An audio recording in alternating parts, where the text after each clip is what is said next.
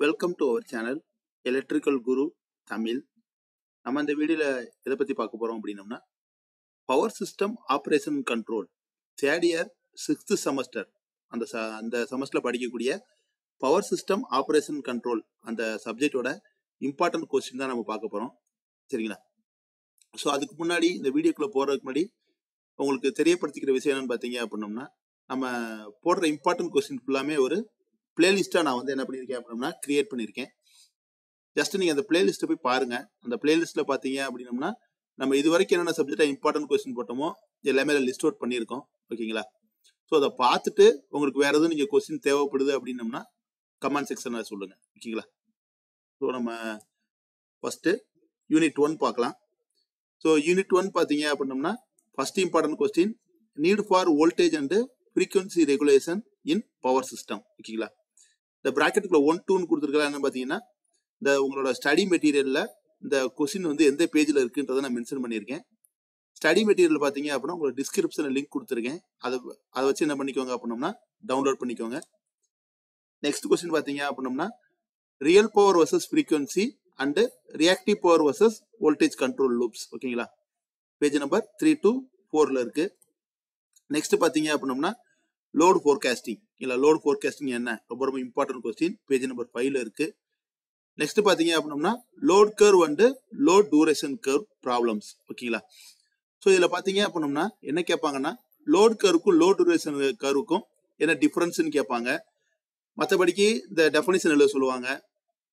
2 மார்க்கில் பார்த்தீங்க அப்படின்னோம்னா வந்துட்டு என்ன கேட்பாங்க அப்படின்னோம்னா, டிமாண்ட் ஃபேக்டர்னா என்ன, லோட் ஃபேக்டர்னா என்ன, அதோட டெஃபினிஷன்லாம் கேட்பாங்க. சரிங்களா? அந்த ப்ராப்ளமும் உங்களுக்கு யூஸ்ஃபுல்லாக இருக்கும். 2 மார்க்குக்கு இது வந்து உங்களுக்கு ரொம்ப ஹெல்ப்ஃபுல்லாக இருக்கும். ஓகேங்களா?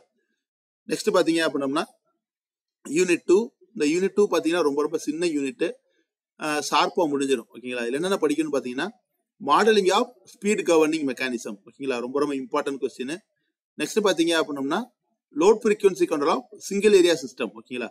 கண்டிப்பாக நம்ம படிச்சுட்டு போகக்கூடிய கொஸ்டின். நெக்ஸ்ட் பார்த்தீங்கன்னா load frequency control of 2 area system. ஓகேங்களா? இந்த single area system, 2 area system இது 2 படிச்சாலே கண்டிப்பாக என்ன செய்யும் அப்படின்னோம்னா ஒரு கொஸ்டின் வந்துடும். ஓகேங்களா? இது போக நம்ம என்ன கொடுத்துருக்கோம் அப்படின்னா, modelling of speed governing mechanism இது கொடுத்துருக்கோம். இது போக ப்ராப்ளம்ஸ் என்ன கேட்பாங்கன்னு பார்த்தீங்கன்னா, இந்த யூனிட்டை பொறுத்த வரைக்கும் பேரல் ஆப்ரேஷன் ஆஃப் ஜென்ரேட்டரில் ப்ராப்ளம் கேட்பாங்க. ஓகேங்களா? உங்கள் காலேஜில் என்ன பண்ணியிருப்பாங்கன்னா, ஒரு ட்ரையாங்கிள் மாதிரி ட்ரா பண்ணி ப்ராப்ளம் வரைஞ்சிருப்பாங்க. ஜென்ரேட்டர் 1 எவ்வளோ லோட ஷேர் பண்ணுது, ஜென்ரேட்டர் 2 எவ்வளோ லோட ஷேர் பண்ணுன்ற மாதிரி ப்ராப்ளம் சால்வ் பண்ணியிருப்பீங்க. அதையும் பார்த்துக்கோங்க. மேபி வந்து உங்களுக்கு அது ஹெல்ப்ஃபுல்லாக இருக்கலாம். ஓகேங்களா? ஸோ நெக்ஸ்ட் பார்த்தீங்கன்னா யூனிட் 3 ரொம்ப ரொம்ப சிம்பிளான unit, modelling of AVR or exciter. எப்படினாலும் கேட்கலாம் அந்த கொஸ்டின். ஓகேங்களா? இந்த பிளாக் டயராமா போட்டு சிம்பிளிஃபை பண்ணியிருப்பீங்க. ஓகேங்களா? ஸோ பேஜ் நம்பர் 27லேருந்து 32 வரைக்கும் இருக்குது. நெக்ஸ்ட் பார்த்தீங்கன்னா மெத்தட்ஸ் ஆஃப் வோல்டேஜ் கண்ட்ரோல். ஓகேங்களா? ரொம்ப ரொம்ப இம்பார்ட்டன்ட் கொஸ்டின். இதில் என்னெல்லாம் வரும் பார்த்தீங்கன்னா, சண்ட் ரியாக்டர், சண்ட் கெப்பாசிட்டர். ஓகேங்களா? ஸோ சிங்க்ரோனஸ் காம்பன்சேட்டர், அதுக்கப்புறம் வந்து on load tap changing transformer, off load tap changing transformer இதெல்லாம் படிச்சிருப்பீங்க. ஓகேங்களா? ஸோ ரொம்ப ரொம்ப இம்பார்ட்டன்ட் கொஸ்டின். நல்லா அந்த ஓஎல்டிசியும் ஆஃப்லோட் டேப் சேஞ்சிங் டிரான்ஸ்ஃபார்மர் நல்லா பார்த்துக்கோங்க. ஓகேங்களா? ஸோ நெக்ஸ்ட் பார்த்தீங்க அப்படின்னோம்னா VI characteristics of SVC and TCR ரொம்ப ரொம்ப இம்பார்ட்டன்ட் கொஸ்டின். நெக்ஸ்ட் பார்த்தீங்கன்னா யூனிட் 4. யூனிட் 4 பார்த்தீங்கன்னா கொஞ்சம் லென்த்தான யூனிட்டாக இருக்கும், பட் படிக்கிறதுக்கு ரொம்ப சிம்பிளாக தான் இருக்கும். ஃபர்ஸ்ட் கொஸ்டின் பார்த்தீங்கன்னா கன்ஸ்ட்ரைன்ஸ் இன் யூனிட் கமிட்மெண்ட். ஓகேங்களா? ஸோ ரொம்ப ரொம்ப இம்பார்ட்டன்ட் கொஸ்டின். 2 மார்க்குக்கு இது ரொம்ப உங்களுக்கு ஹெல்ப்ஃபுல்லாக இருக்கும். அடுத்து பார்த்தீங்கன்னா procedure for priority list method. அந்த எஃப்எல்ஏபிசியோட ப்ரொசீஜர் மேக்ஸிமம் எஃப்எல்ஏ அதை படிச்சிட்டிங்க அப்படின்னா எஃப்எல்ஏபிசியில் ப்ராப்ளம் நீங்கள் ஈஸியாக சால்வ் பண்ணிடலாம். நெக்ஸ்ட் பார்த்தீங்கன்னா ஃபார்வர்ட் டைனமிக் ப்ரோக்ராமிங். இந்த ஃபார்வர்ட் டைனமிக் ப்ரோக்ராமிங்கிறது பார்த்தீங்க அப்படின்னா உங்களுக்கு வந்து சிலபஸில் இது கிடையாது, பட் இருந்தாலும் வந்து இதில் இம்பார்ட்டன்ட் கொஸ்டின் கேட்குறாங்க. இதையும் படிச்சுக்கோங்க. நெக்ஸ்ட் பார்த்தீங்க அப்படின்னம்னா coordination equation with and without loss. இது ஒரு டெரிவேஷன் கொஸ்டின், ரொம்ப சிம்பிளாக தான் இருக்கும். இதையும் படிச்சுக்கோங்க. நெக்ஸ்ட் பார்த்தீங்கன்னா solutions of lambda iteration by with and without loss. ஓகேங்களா? ஸோ இந்த டெரிவேஷன் உங்களுக்கு என்ன பண்ணுவாங்கன்னா கேட்பாங்க.